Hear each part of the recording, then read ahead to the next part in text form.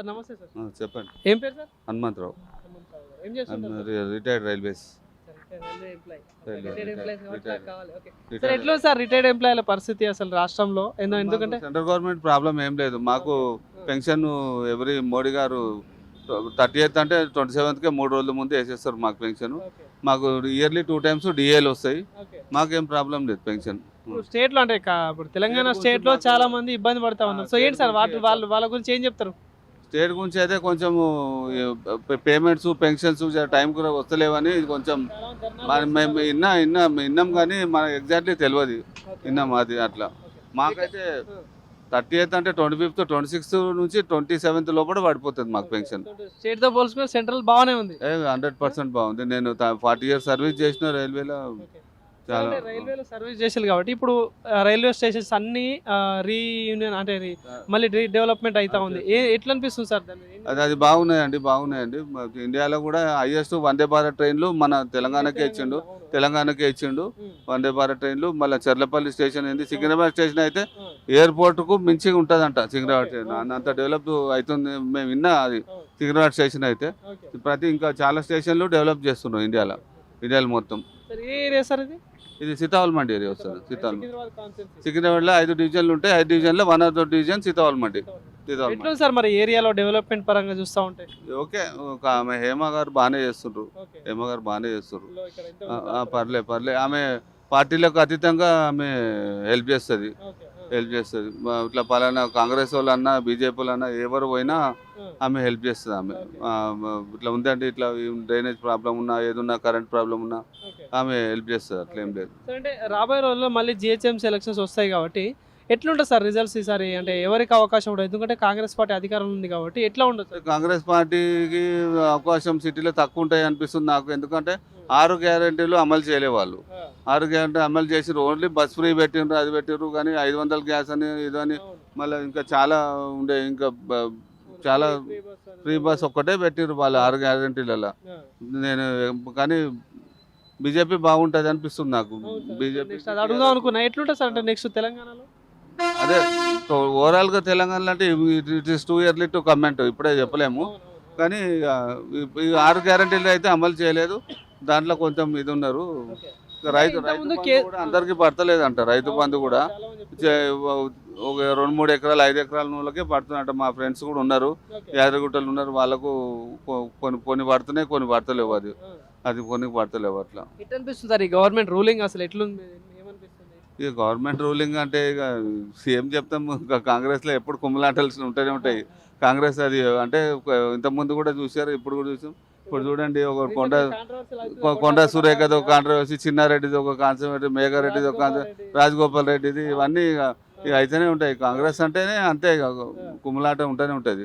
అట్లా అంటే ఒక పబ్లిక్ అంటే ఒక ఓటర్కి ఏం చెప్తారు సార్? అంటే రాజగోపాల్ రెడ్డి గారు చాలా సందర్భాల్లో మాట్లాడలేదు, ఆయన మీద అంటే యాక్షన్ తీసుకోలేదు. ఇప్పుడు కొండా సురేఖ గారు వాళ్ళ డాక్టర్ మాట్లాడేది ఎట్లా అనిపిస్తుంది అంటే కాంగ్రెస్? కొండా సురేష్ మా డాక్టర్ మాట్లాడిన సుస్మిత అంటే కొండా సురేఖ తెలియకుండా మాట్లాడలేదు. ఆమె కూడా ఇట్లా ఇప్పుడు వాళ్ళ కూతురు మాట్లాడిన కమ్సకం ఆమె ఖండించలేదు. ఆమె వ్యక్తిగా అపాయం అన్నా కూడా నువ్వు ఖండించాలి కదా, ఖండించలేదు. నేను అనుకుంటా వాళ్ళు పార్టీ మారే ఉద్దేశంతో అలా మాట్లాడిపించారేమో అని నేను అనుకుంటున్నా. పార్టీ ఇప్పుడు అలా అంటే పార్టీ ఏదైనా క్రమశిక్షణ కమిటీకి పోతుంది, వాళ్ళు సస్పెండ్ చేస్తుండొచ్చు, లేక బర్తరఫ్ చేస్తుండొచ్చు. ఆ ఉద్దేశంతో అలా మాట్లాడిందేమో నేను అనుకుంటున్నా. అట్లా రాబోయే రోజుల్లో రాష్ట్రంలో ఏమైనా గవర్నమెంట్ మారే అవకాశం ఉంటుందా? అంటే ఇంకా చెప్పలేమండి, చాలా రోజులు ఉంది కదా. ఇంకా మళ్ళీ మన పథకాలు ఇంకా కొత్త ఏమైనా చేస్తే ఇంప్రూవ్మెంట్స్ మార్పులు చేస్తే ఇంప్రూవ్మెంట్ అవ్వచ్చు. కానీ బీజేపీ కూడా మంచి అందరు అండర్స్టాండింగ్ పోతే మంచి అందరూ కలిసికట్టుగా పనిచేస్తే బీజేపీ ఛాన్స్ ఉంటుంది. ఇప్పుడు 8 మంది ఎంపీలు ఉన్నారండి. 8 ఎమ్మెల్యేలు 8 మంది ఉన్నారు. 8 మంది ఎంపీలు బీజేపీకి ఉన్నారు, కాంగ్రెస్కి 8 మంది ఉన్నారు. బీఆర్ఎస్కి ఒక ఎంపీ కూడా లేడు. బీజేపీకి ఇప్పుడు పబ్లిక్ కూడా ఎట్లుందంటే ఎంపీకి ఒక ఓటు డిసైడ్ చేస్తారు, ఎమ్మెల్యేకి ఒకటి డిసైడ్ చేస్తారు.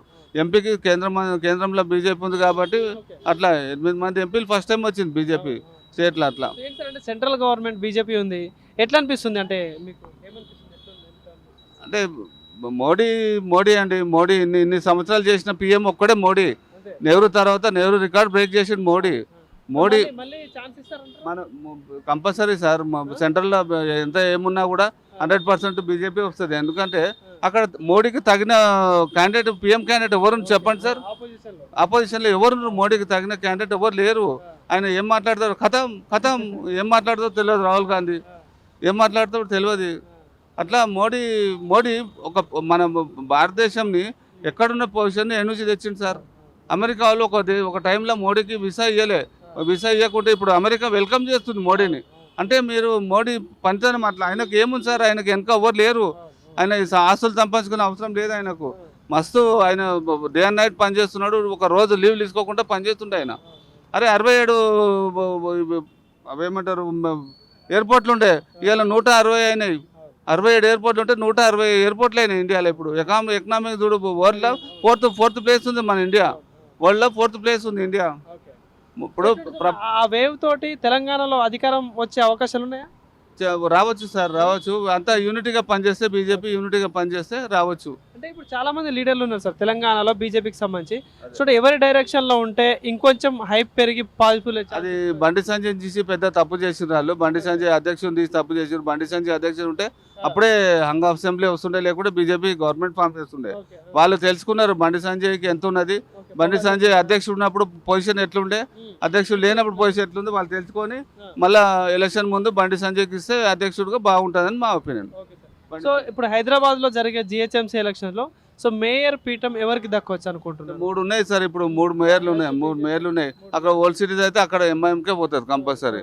ఓల్డ్ సిటీ ఎంఐఎంకే పోతుంది. ఇంకా 2కి బీజేపీ, కాంగ్రెస్, టీఆర్ఎస్ మధ్యలోనే ఉంటుంది. ఇక వీళ్ళు ఇప్పుడు పబ్లిక్ నాడి చెప్పలేము సార్. అప్పుడు అంటే గతంలో బీఆర్ఎస్ గవర్నమెంట్ లో ఉన్నప్పుడు బీజేపీకి ఆల్మోస్ట్ 40+ వచ్చినాయి సీట్లు. సో ఈసారి అప్పుడు బండి సంజయ్ ప్రెసిడెంట్ ఉండే సార్. అప్పుడు ప్రెసిడెంట్ ఉన్నప్పుడే అన్ని సీట్లు వచ్చినాయి. ఇంతవరకు అన్ని సీట్లు రాలేదు. ఇంకా మళ్ళా అంటుర్రు, మళ్ళీ రూమర్స్ అయితే ఉన్నది, మళ్ళీ ఎలక్షన్స్ ముందు బండి సంజయ్కి అధ్యక్షుడు ఇస్తాడని అంటుర్రు. స్టేట్ ప్రెసిడెంట్ ఇస్తే మంచి ఇంప్రూవ్మెంట్ ఉంటుంది. బీజేపీ పార్టీ కష్టపడతాడు, తిరుగుతాడు, బాగా పాదయాత్ర చేస్తాడు, సిన్సియర్ మనిషి, బాగుంటుంది. 10 years నేనే ఉంటా గవర్నమెంట్ లో, సీఎం నేనే అని చెప్పేసి రేవంత్ రెడ్డి గారు చెప్పిన స్టేట్మెంట్ ని ఏం చెప్తారంటే? అది 10 years వాళ్ళ పార్టీలే ఖండిస్తారు కదా సార్. రాజగోపాల్ రెడ్డి ఖండించిండు 10 years నువ్వు ఎట్లుంటావు, నువ్వు ఇష్టమా, నీ ఇష్టమా, నువ్వు ఎట్లా చెప్తావు. మేము జనరల్ పబ్లిక్ మేము వాళ్ళ విత్ ఇన్ ద పార్టీ ఖండిస్తారు ఆయన. ఇంకా ఈ కాంట్రవర్సీలు చాలా స్టార్ట్ అవుతాయి సార్. ఇంకా కేసీఆర్ పరిస్థితి ఎట్లా ఉండొచ్చు రాబోయే రోజుల్లో? కేసీఆర్ కూడా బాగానే ఉంటుంది సార్, వాళ్ళకు కూడా బాగానే ఉంటుంది. బీజేపీ, కాంగ్రెస్, బీజేపీ, టీఆర్ఎస్ మధ్యలోనే ఉంటుంది, బాగానే ఉంటుంది కేసీఆర్. ఎందుకు సార్ 2 సీట్లు ఉండే అంతే. లాస్ట్ టైం జిహెచ్ఎంసీ 150 సీట్స్లో 2 ఉండే సీట్లు వాళ్ళకు. ఒకటి అప్స్ కూడా, ఒకటి ఉప్పల్ అనుకుంటారు. 2 ఉండే అనుకుంటారు. ఇప్పుడు అట్లా పబ్లిక్ చెప్పలేము సార్. Thank you.